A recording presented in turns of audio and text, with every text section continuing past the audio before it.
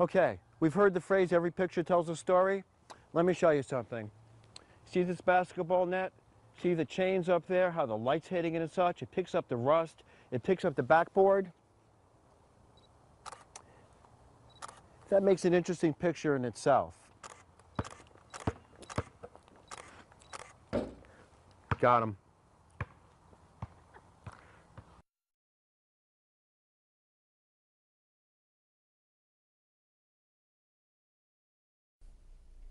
We're going to take a slightly different approach here. We've been thinking in terms of picture. We're going to do now something where we're going to do a series of pictures and tell a little story. Now we have this basketball net, we've got nice lighting, nice composition, we've got the blue of the sky in the background, we've picked up the green, the rust of the net stands out against the green and the blue, we've got an interesting shape of the backboard. But what do people do with basketball nets? They play basketball. Now we worked at this a little bit. We noticed that the ball is a little bit overexposed, the backboard's a little bit overexposed because we tried a slightly different angle. But that's not the important thing about the picture. The important thing about the picture is the story of a basketball game. We've got the ball going into the net.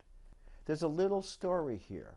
Now notice, even though it's a little bit washed out, is to the side. This is what we had to work with. We're moving around here. We're not exactly setting up a picture here. We're telling a story. You work with what you have, you try different angles, you exercise patience, and you get your picture, and in this case, pictures. Okay, and here's a young model playing basketball. She's wearing the red again. Remember we discussed about having your subjects wear interesting colors to pick things out. See how it echoes the flowers off to the left? How we've got motion moving over to the left. We've worked with the space.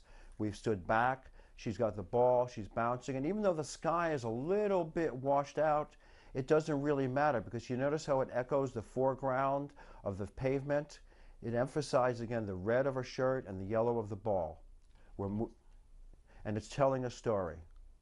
She's moving across now. She's dribbling the ball. We've got a really nice angle of the ball coming up halfway. See how our hand is pointing to the ball. See how the yellow emphasizes her shirt. See the green over to the left side. And once again, the house and the sky and the pavement, even though they're washed out, they're harmonious colors. Okay, now the ball isn't as sharp as in the other one, but if you ever watched a real game, the ball isn't even in focus as you're there live. She's got the ball bouncing, her legs to the back, she's moving closer to the basket. Now we know she makes it, but if you hadn't seen the other pictures, would you know?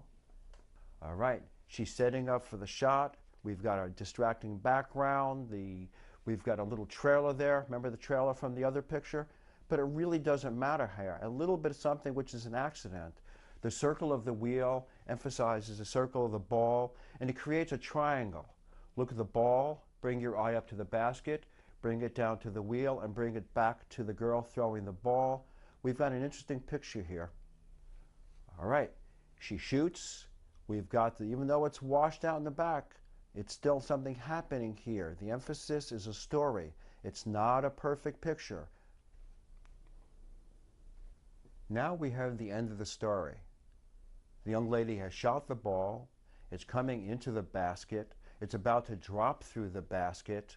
Now we have the blue of the sky, and we have the trailer even in the bottom. Somehow that works for the picture too because it creates an angle looking up to the basket.